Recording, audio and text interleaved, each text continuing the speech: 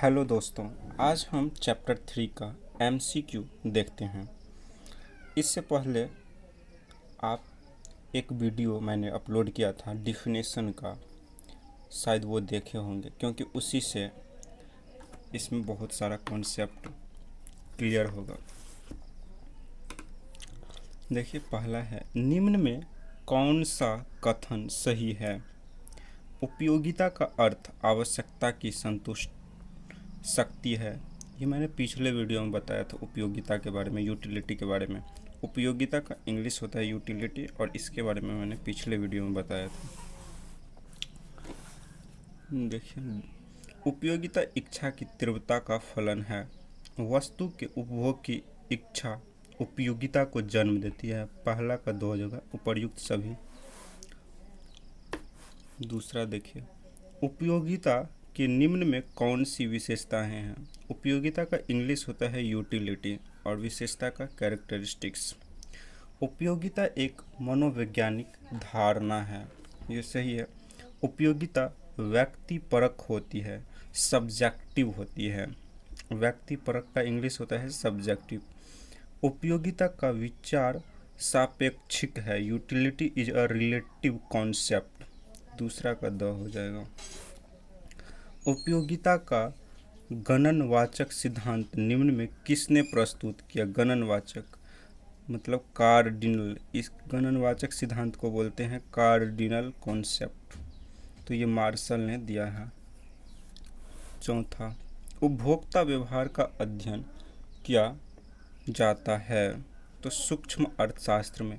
ये मैंने जब चैप्टर 1 का एमसीक्यू कराए थे तो ये सेम एमसीक्यू वहाँ से रिपीट हुआ है, ये तो इसलिए मैं इसका डिटेल्स नहीं देता।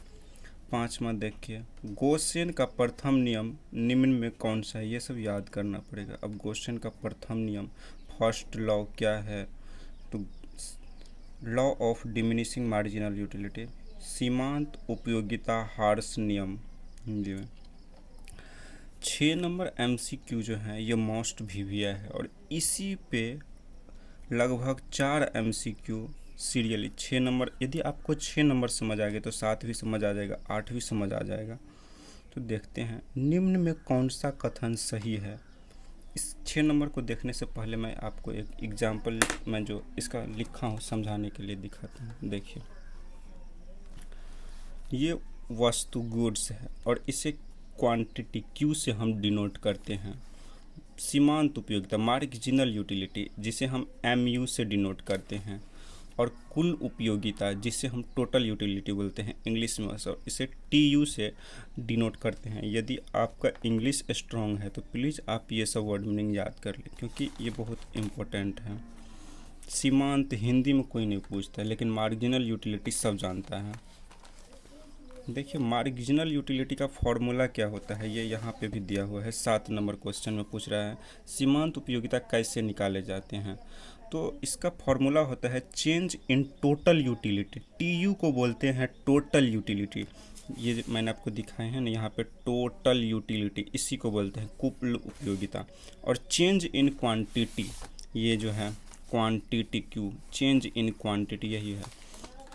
देखिए, इसका फॉर्मूला ये होता है। 7 नंबर तो आपको समझ में आ गया होगा। 6 नंबर बताते हैं, लेकिन पहले एग्जाम्पल देखिए।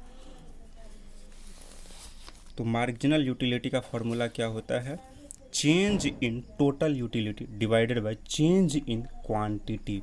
ये जो आप त्रिभुज के जैसे देख रहे हैं ना, ये चेंज इन टोटल यूटिलिटी पढ़ेंगे और इसे चेंज इन क्वांटिटी पढ़ेंगे। आप इसे याद करेंगे ऐसे, change in total utility divided by change in quantity. अब देखिए, यहाँ पे देखिए, पहले यहाँ से देखिए, जब मार्जिनल यूटिलिटी 40 है, सीमांत उपयोगिता हिंदी में बोलते हैं, तब कुल उपयोगिता मतलब टोटल यूटिलिटी भी 40 है। देखिए, जब मार्जिनल यूटिलिटी 30 है तो कुल उपयोगिता 70 है। मतलब ये पॉजिटिव है तो ये भी पॉजिटिव है। ये तो जानते होंगे, इसमें माइनस का चिन्ह नहीं लगा हुआ है, प्लस दोनों है। ये जब 20 है तो ये 90 है, ये भी प्लस है। देखिए, जैसे जैसे घटता है मार्जिनल यूटिलिटी तो ये बढ़ता जाता है। ये देखिए 10 है तो ये भी 100 है, दोनों पॉजिटिव है। अब यहाँ पे देखिए जब ये 0 है तो ये 100 है।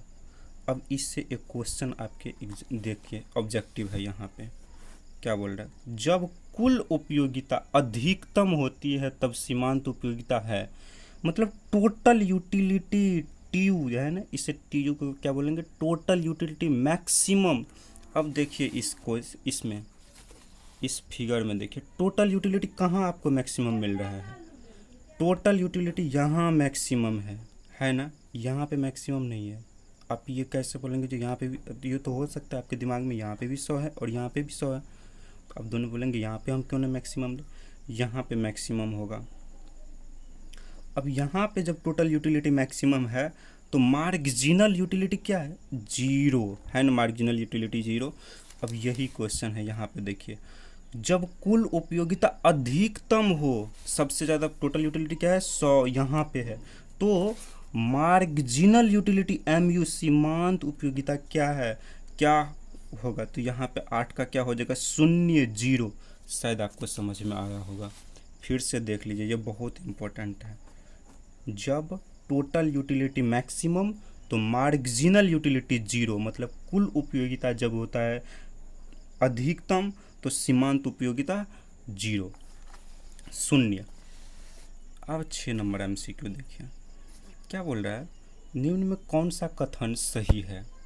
तो अब एक एक करके पढ़ते हैं। बोलता है जब तक सीमांत उपयोगिता धनात्मक है, देखिए बोल रहा है जब तक सीमांत उपयोगिता धनात्मक है, ये भी धनात्मक मतलब प्लस में है, जो माइनस में नहीं है, तो ये भी प्लस में, ये भी प्लस में, ये भी प्लस में, ये भी प्लस में है ना, 1 2 3 4 30 40 20 10, ये भी प्लस में है। अब यहाँ पे देखिए तब क्या बोल रहा है, तब कुल उपयोगिता बढ़ती है। देखिए 40 था तो 40, लेकिन जब ये 30 है तो ये 70 हो गया, बढ़ा है ना। जब ये मतलब ये पॉजिटिव प्लस में है तो ये भी बढ़ता है, यहाँ पे भी बढ़ता है, यहाँ पे भी बढ़ता है। तो यहाँ पे देखिए तो ये पहला क्या है सही है।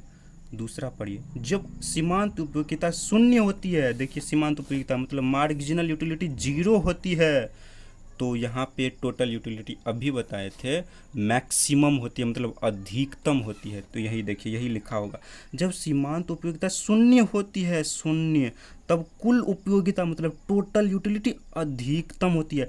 देखिए ये वो है ना, यही क्वेश्चन 8 का है। देखिए जब सीमांत उपयोगिता ऋणात्मक होती है मतलब माइनस में होती है, देखिए जब ये टोटल यूटिलिटी मार्जिनल यूटिलिटी है ना, ये माइनस में है ना, ये माइनस में है ना, 6 और 7 पे यहाँ पे माइनस में है ना, तो आप देखिए यहाँ पे टोटल यूटिलिटी घटता होगा, तो कुल उपयोगिता मतलब टोटल यूटिलिटी, इसे इंग्लिश में बोलेंगे टोटल यूटिलिटी, घटने लगती है। तो देखिए यहाँ पे जब ये माइनस में 10 है तो यहाँ से 100 से 90 हो गया, घट रहा है ना।